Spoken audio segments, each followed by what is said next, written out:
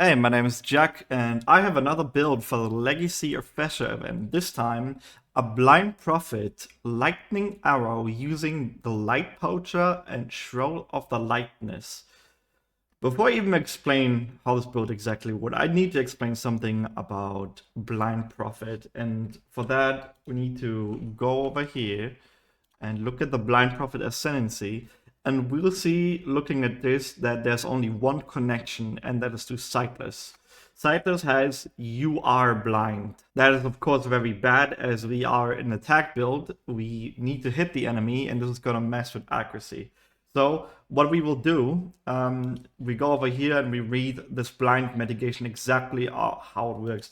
The following sources prevent blind from being inflicted on the player or the minions. Note, cannot be blinded, does not grant actual immunity, as existing blind debuffs are not removed when one of these sources are equipped or allocated. Second sights, "You are blind" is removed immediately, however. So, very important, this reads "You are blind," which means it is the same modifier as second sights, which means that we can use "cannot be blinded." Specifically, we're using Soul of Garakan, which is the easiest way to obtain "cannot be blinded" without using other items or ascendancy or other stuff.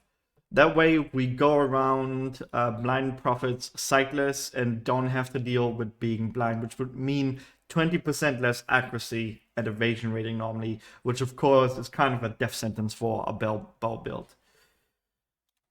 That way, we can easily run all the other fun stuff that is on Blind Prophet. Specifically, base critical strike chance, of course, very nice, which comes from Sightless.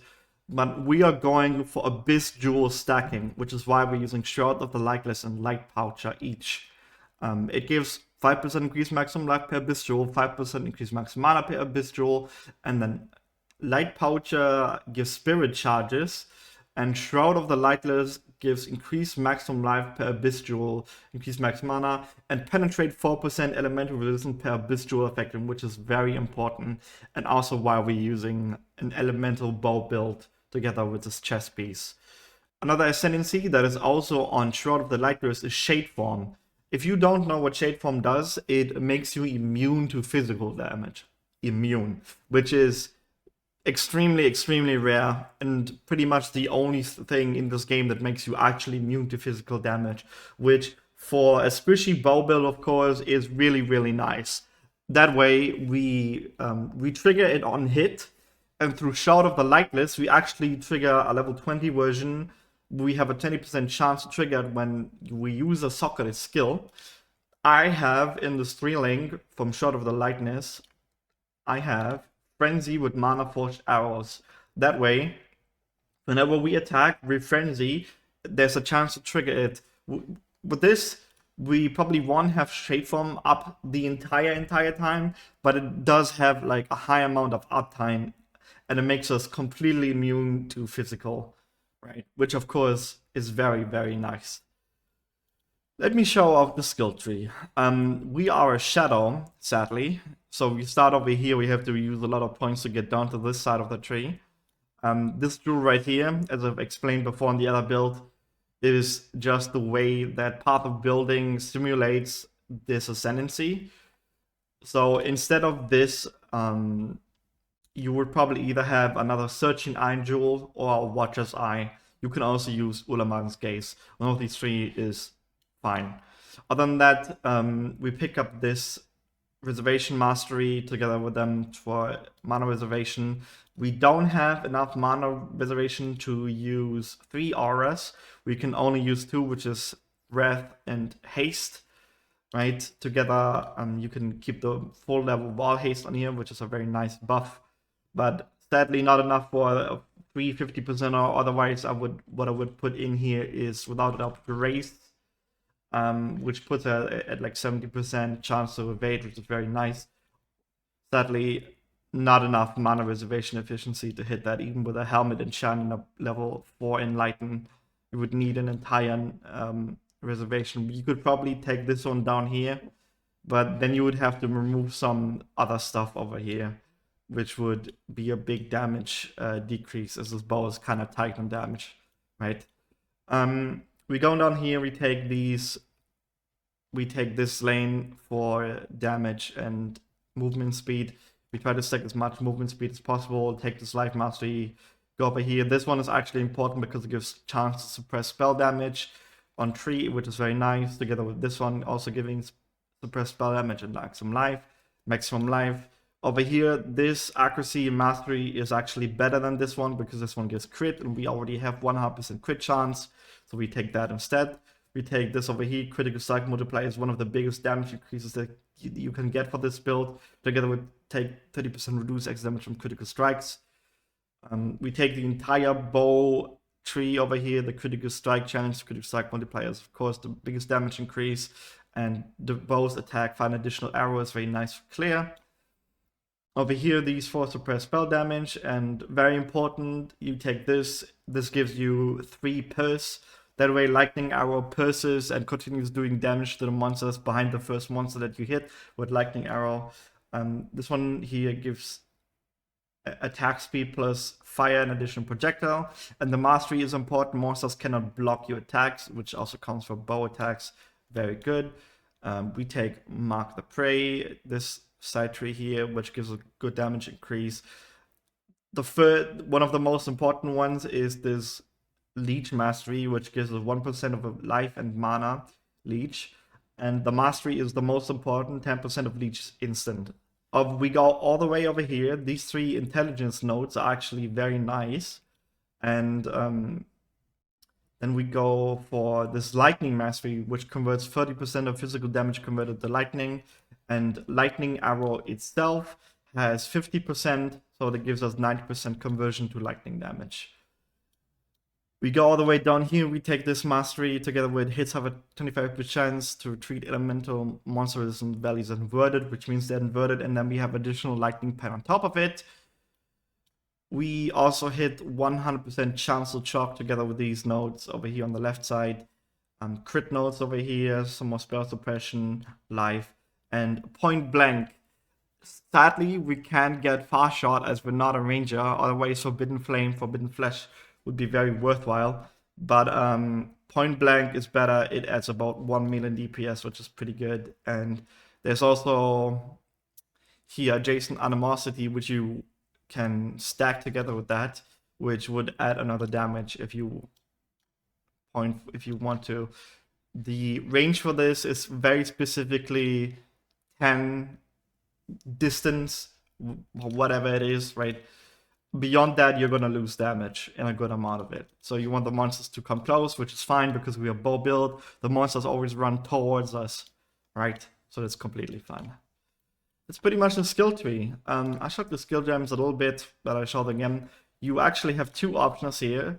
You can go for lightning arrow, right? Which is like the standard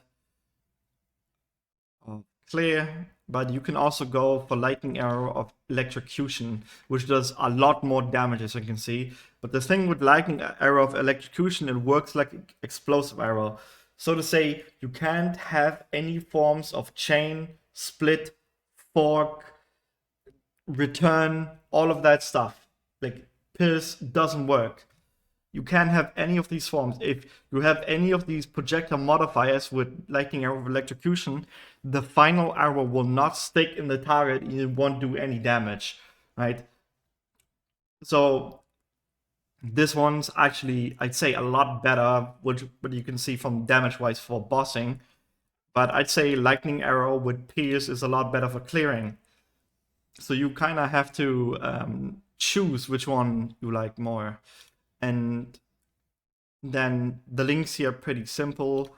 You take volatility, increase critical damage trinity, which is very good.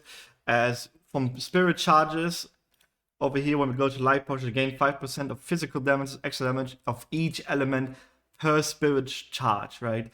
And we pretty much gain spirit charges on kill. So we will probably at all times have some spirit charges if we're not constantly using them. And this gives us resonance by having all the damage times, which you can see over here. So that way we can hit 50 Trinity on all of these things, which gives a full Trinity, which is very, very big, as it gives Penetrate 16% elemental reason, while each resonant is at least 25. This stacks with the elemental penetration that we get from Shroud of the Lightless, which is of course very nice. There we go. What you should not do is you should not use elemental focus, even though the damage increase is very good. Especially over like volatility or Mirage Archer. But the problem is we are a lightning build, right? So we have pretty much always 50% shock, as we have extremely high amounts of shock, especially with Lightning Arrow having a modifier that says shocks enemies as though dealing 300% more damage, right? So we will always have 50% shock. If you take this away, that's a major, major damage loss, and it doesn't outweigh the damage we receive from elemental focus. So don't go for elemental focus. Mirage Archer, also very good damage-wise, as it gives us more attack speed basically when we have attack downtime, even though we're already hitting 4 attacks per second, which is a lot. What you can also do for single target is you can take out the Mirage Archer and you can replace it with a barrage support. This puts at like 10 million, which is really good. This is what I would normally do instead of going for Lightning Arrow Electrocution, which I think is a lot cleaner.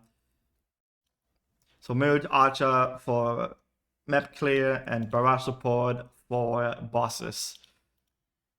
Then, as I said before, Wrath and Haste. I went for Haste for the movement speed for a bow build. Wanna clear as fast as possible. Blood Rage.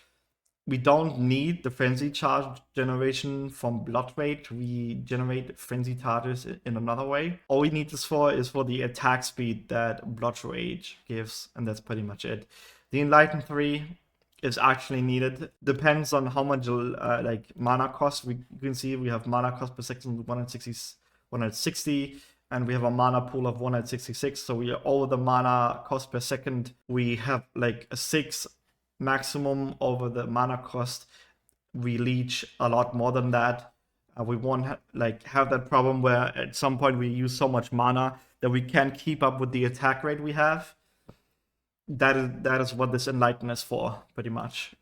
Then damage defense setup, custom damage taking a multi-car moderation.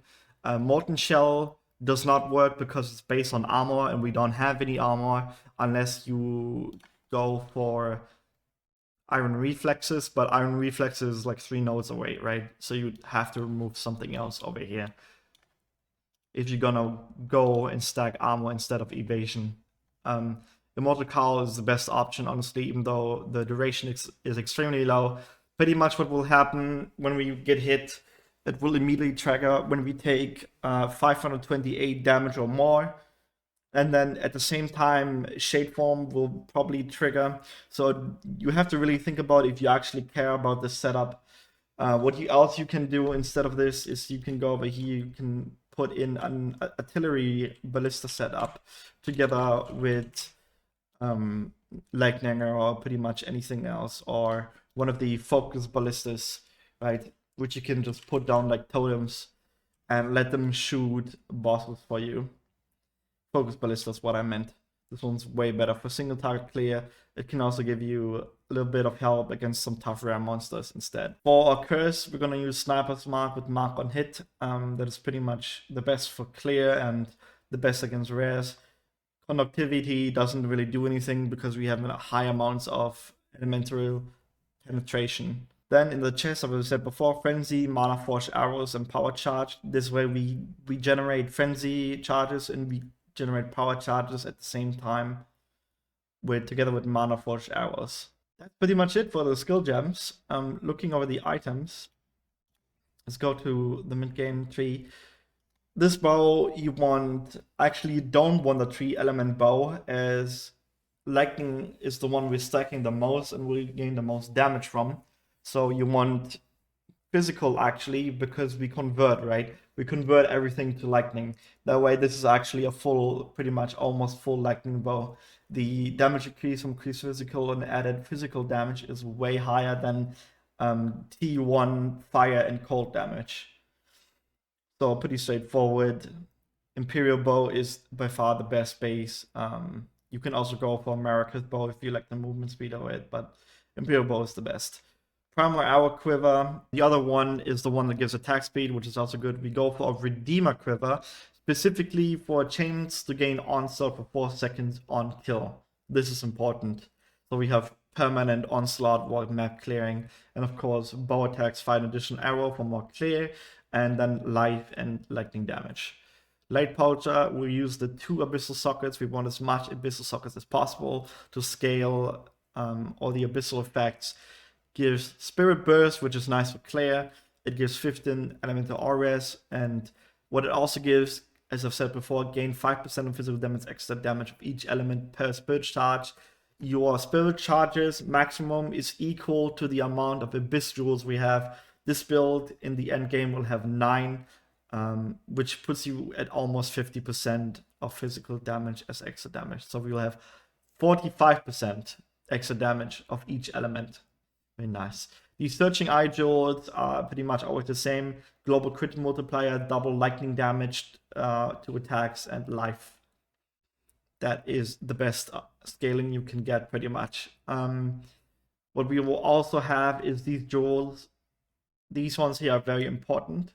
That you have jewels which have corruption, chance to avoid being stunned. The minimum is 22%. I highly recommend that if you play this build, that you go for Abyss, that you run a lot of Abyss. You need these jewels as much as possible. You need to roll them, you need to corrupt them.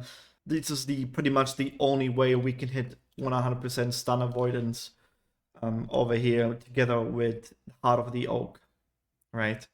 And the minor nodes from Heart of the Oak, which will put us exactly at 100% when each one of them, when 3 of your jewels have 22% chance to avoid stun. Yeah, and then we will have 1 jewel with stats. We need to fix a lot of intelligence and strength, right? We have high amounts of requirement, mostly from Wrath, and in strength we have volatility and moderation, which is only at 111, so we don't need to invest super too much. But we have the belt has strength, he has a high strength roll, and a crafted on strength roll and intelligence on this 1 ring, together with this abyssal jewel. And this one, corrupted blood is not needed, but of course it's very good to have. You can fix your intelligence. And on the tree, of course, we have Thiefcraft, which gives us another 30. And as I said before, these 3 which help us with intelligence. You can also go over here and get Wisdom of the Glade. If you specifically don't want it on your items, you can also get Beef. And over here you can get Prowess if you want to free up this strength roll and remove something else on the skill tree to fix your stats.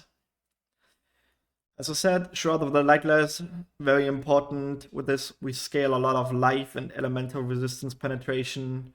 So we use the one that has 3 abyssal sockets. The gloves, Searing Exarch, Ether gloves with attack speed and lightning exposure on hit. We only need 1 chance to spell damage, which you can either put on, which you should probably put on the gloves instead of the boots. It doesn't really matter.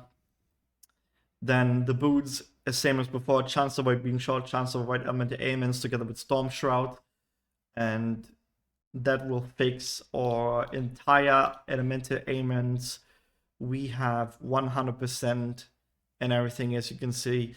We actually have another 20% from the tree, so we have 80% from these 2 modifiers, and then we can just hit 100% on anything else from Storm Shroud. The amulet we'll be using is Here's Truth. Very good amulet, as it gives us free Precision Aura.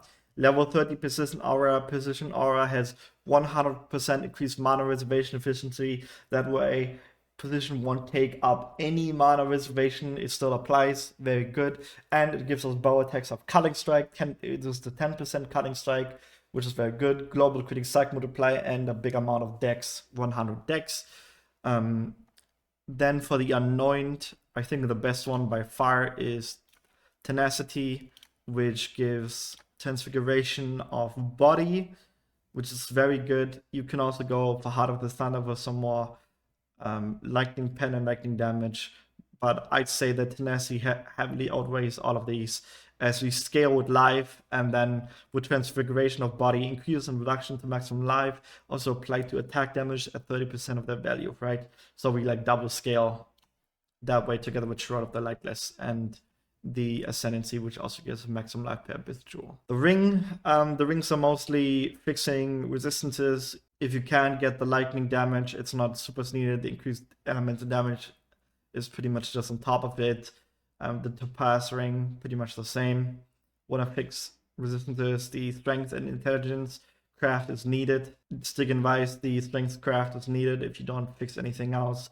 And then that fix resistances, life, and increase elemental damage is extra. For the flask, Diamond Flask increased critical strike chance. Each one of these flasks have gain flash shot when you deal critical strikes, as we have pretty much 100% critical strike chance.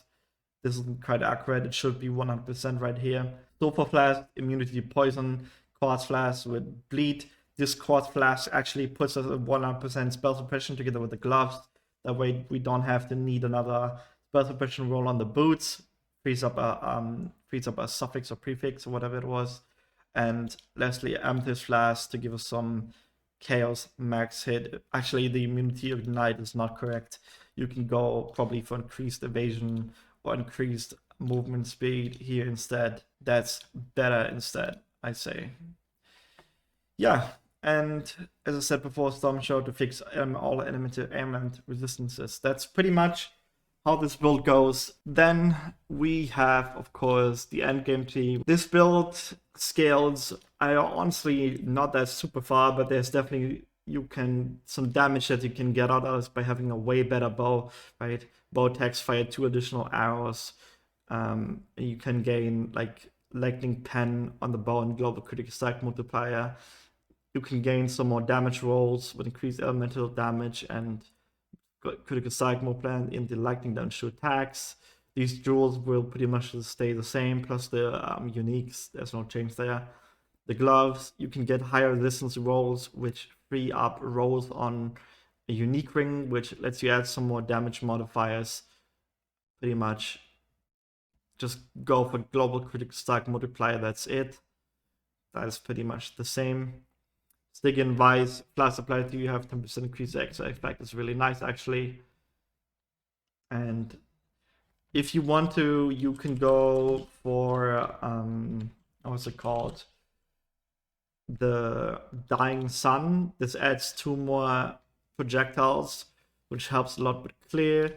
You can also go for the Amethyst unique flask, which you gain from Maven Progenesis.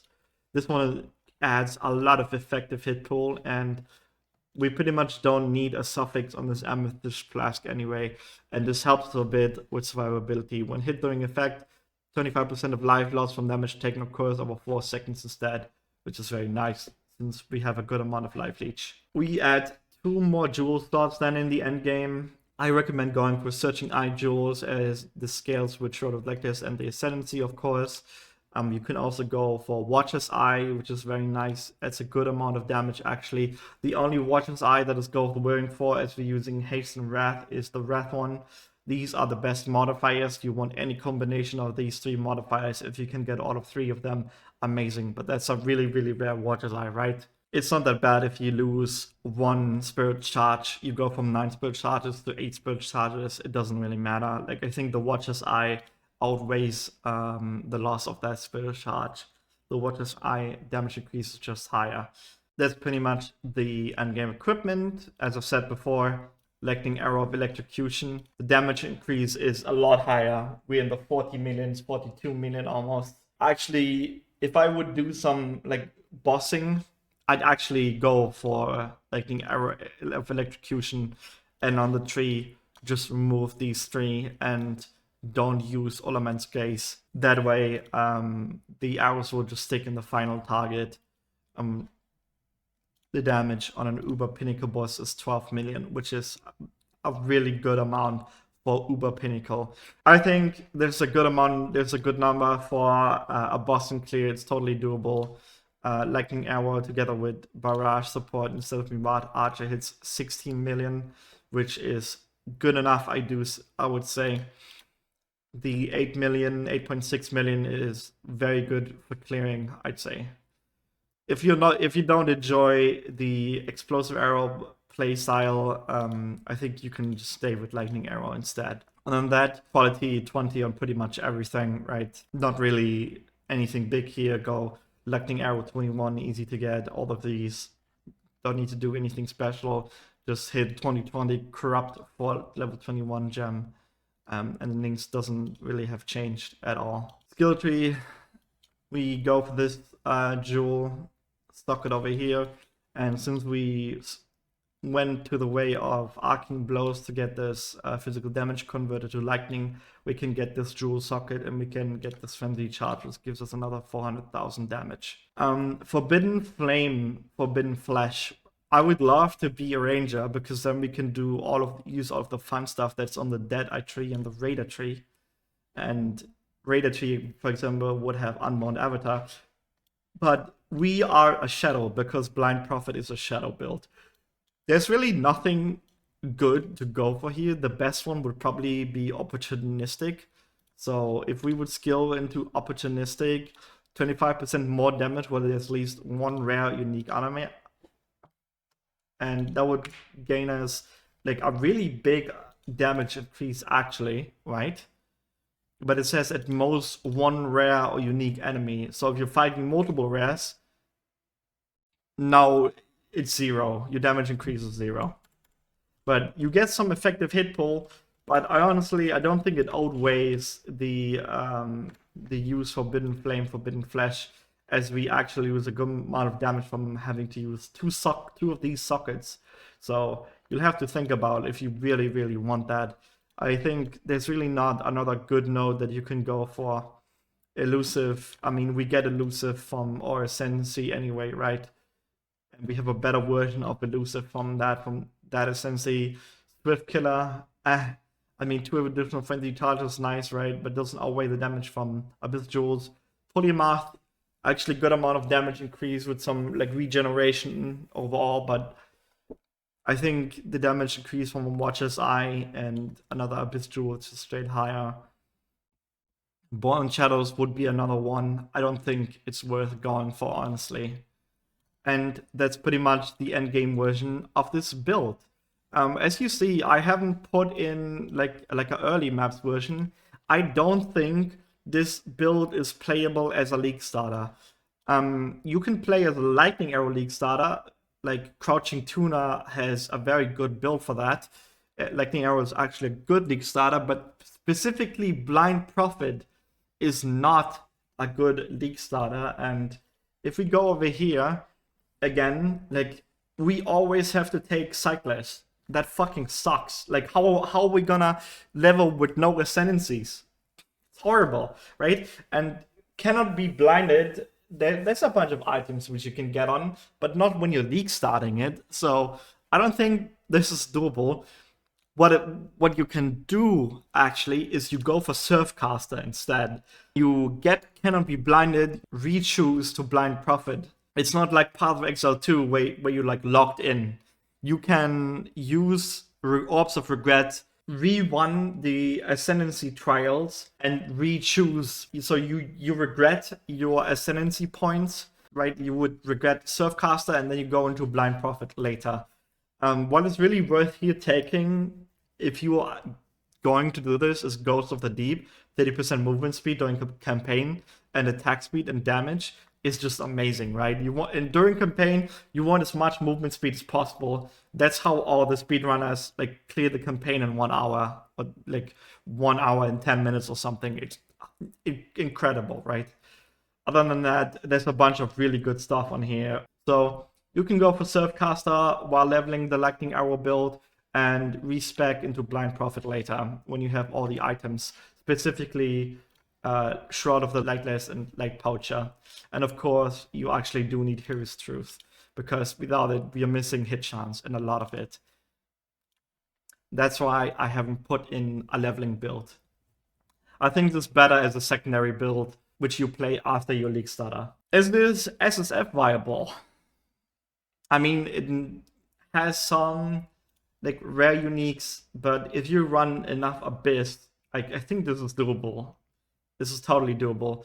You would need to run a lot of Abyss though, especially for these corruption jewels. Like, or you just extremely lucky. Like, maybe that happens to you.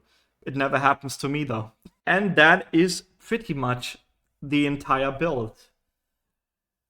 I'll be uploading some more build guides, some more builds. If you like, leave a like, leave subscribe. See you around.